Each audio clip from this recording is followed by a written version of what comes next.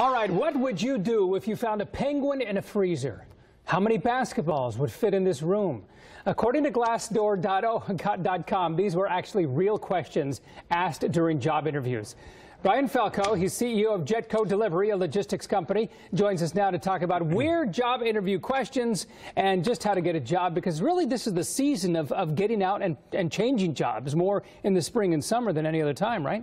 Absolutely. People tend not to change jobs as we get to the end of the year, but this is prime time. All right, why the question, what would you do if you found a penguin in the freezer? I guess the first thing I would ask is it alive or dead, but that's just me.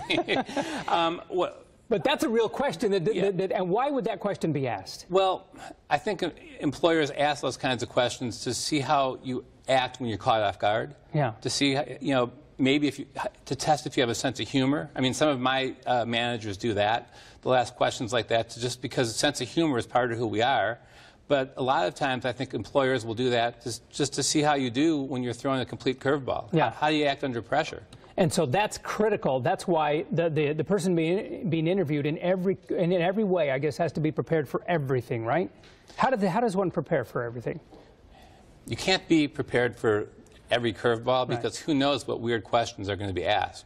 I think you prepare by doing your homework on the company. I think it's critical to know that every company, maybe 5 different companies doing the same thing, they each have their own culture. You've got to know what makes that company tick in order to be an effective candidate, in order to have a successful interview. It's, there's a lot of people with the technical skills, but who's got the cultural fit? Who's done their homework? That's the key. Now, you as a CEO, you've interviewed hundreds of people. What strange and bizarre questions have you thrown out to some of your prospective employees?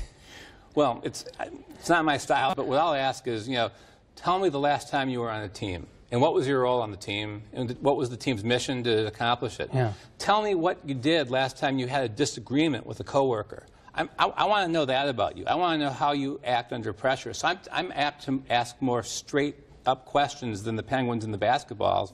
But what I want to do is I want to know how your behavior fits, less about the technical skills, because I believe you've been already screened for that. Absolutely. And in this job market, this is a competitive market in Houston, but this is the time to get a job, right? Yeah, it's an incredibly competitive market. Things are looking better for our candidates, much better.